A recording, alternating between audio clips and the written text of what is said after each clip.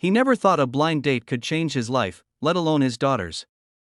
Yet, as the little girl smiled at the kind waitress who quietly slid a plate of fries toward her before taking her father's order, something inside the single dad shifted. He didn't know her name yet, but he felt it. A quiet warmth. The kind you feel when someone touches your heart without even trying. It was supposed to be just another Sunday evening, another awkward dinner arranged by his business partner who insisted that a man like him shouldn't be alone. Daniel Carter, the young CEO of a thriving tech company, had agreed only because his 6-year-old daughter, Lily, wouldn't stop asking him why all the princesses in her storybooks had moms. He wasn't looking for love. He didn't have time for it.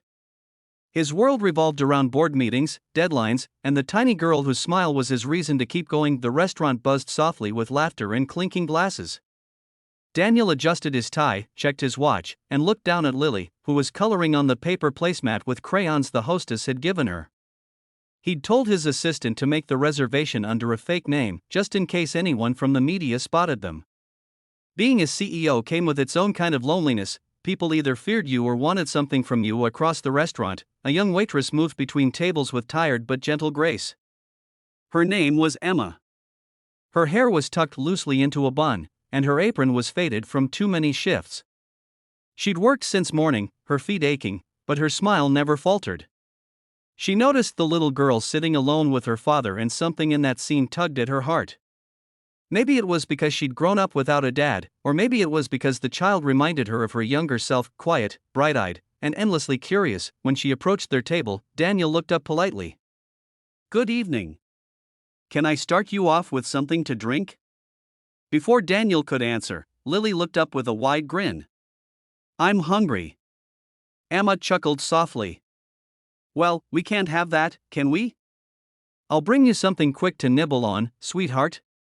Daniel opened his mouth to protest. He hadn't even looked at the menu yet, but Emma had already walked off. Minutes later, she returned with a small plate of fries and a chocolate milkshake. She knelt down beside Lily and whispered, "Don't tell anyone I did this before the order, okay? It's our little secret." Lily giggled, her tiny hands grabbing a fry. Daniel blinked, slightly stunned. No one had spoken to his daughter with such warmth since his late wife passed away 3 years ago. Most people treated Lily as an extension of him, something fragile, or worse, something to impress. But this woman, she just saw a little girl who was hungry. As the evening went on, Daniel's supposed date sent a message she wasn't coming. "Business emergency," she said. Daniel didn't care. For the first time in a long time, he didn't feel like a CEO or a widower. He just felt like a dad, sitting in a small restaurant, watching his daughter laugh. Emma checked on them often, chatting with Lily and occasionally stealing glances at Daniel. He was handsome in a quiet, tired way. Not the kind of man who flaunted wealth. His suit was simple but expensive, his eyes focused yet gentle. She could tell he carried something heavy, a loss maybe, but the way he looked at his daughter told her everything she needed to know about the kind of man he was. When the bill came, Daniel noticed Emma had only charged half. He frowned. "Excuse me, you forgot to add some items." She smiled shyly. "No mistake. Your little one's meal is on me. She made my day." He hesitated, trying to find words. "That's very kind of you. You didn't have to." Emma shrugged. "Maybe not. But sometimes kindness is what we all need most." For a man who'd spent years surrounded by deals, profits, and polite pretenses, her words hit deeper than he expected. That night, as Daniel carried his sleepy daughter to the car, she mumbled, "Daddy, I like the nice lady. She's like Mommy." He froze. The weight of that sentence pressed hard against his chest. He looked back toward the restaurant window and saw Emma clearing a table, her hair falling loose, smiling faintly.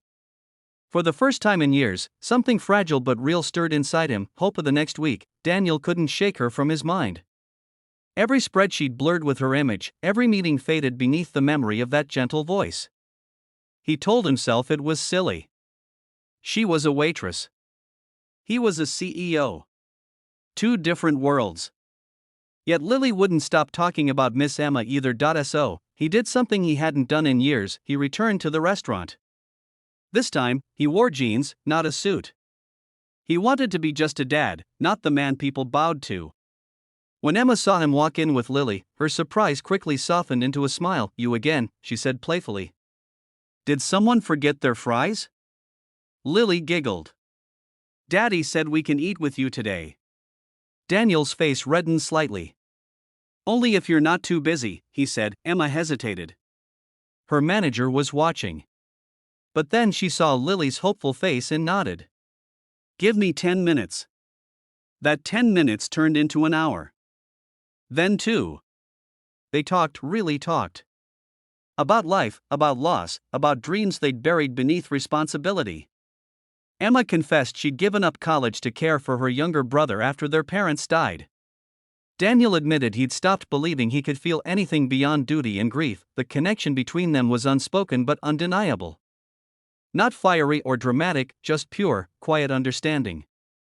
Lily fell asleep in the booth beside them, her tiny hand resting on Emma's arm. Daniel's gaze softened. "She doesn't let anyone close like that," he said quietly. Emma looked at the sleeping girl, her eyes glistening. "Maybe she feels safe." Weeks passed. Daniel kept visiting, always with Lily, always leaving lighter than before. He learned that love didn't have to be grand gestures. It could be a shared laugh over spilled ice cream, or a kind waitress who remembered your daughter's favorite milkshake flavor. One evening, as rain drummed softly outside the restaurant, Daniel finally asked, "Emma, what if I told you that I'm not who you think I am?" She frowned slightly. "What do you mean?" "I'm Daniel Carter, CEO of Carter Tech." Her eyes widened. "Wait, the Daniel Carter? The one on the magazine covers?" He nodded. "I didn't want you to see that side first. I just wanted to be me." Emma was quiet for a long moment, then smiled softly. "I don't care what you own, Daniel. I care about who you are when you're sitting here, when you're helping Lily with her crayons or pretending not to like extra whipped cream." He laughed, relief flooding his chest. In that moment, everything felt simple again. Months later, the same restaurant hosted a private dinner, candles, soft music, and laughter echoing through the space. Daniel stood, holding Lily's hand as she beamed at Emma across the table. "Daddy says families are built by hearts, not blood," Lily said proudly. Emma knelt down, tears glimmering. "That's the smartest thing I've ever heard." Daniel smiled, his voice low but certain. "You fed my daughter before you even knew her name, and somehow, you fed a part of me I thought was gone forever." As he took her hand, the little girl squealed with joy, clapping her hands, and in that small restaurant, beneath the golden light and scent of coffee and rain, 3 hearts, once broken and lonely, finally found home in one another.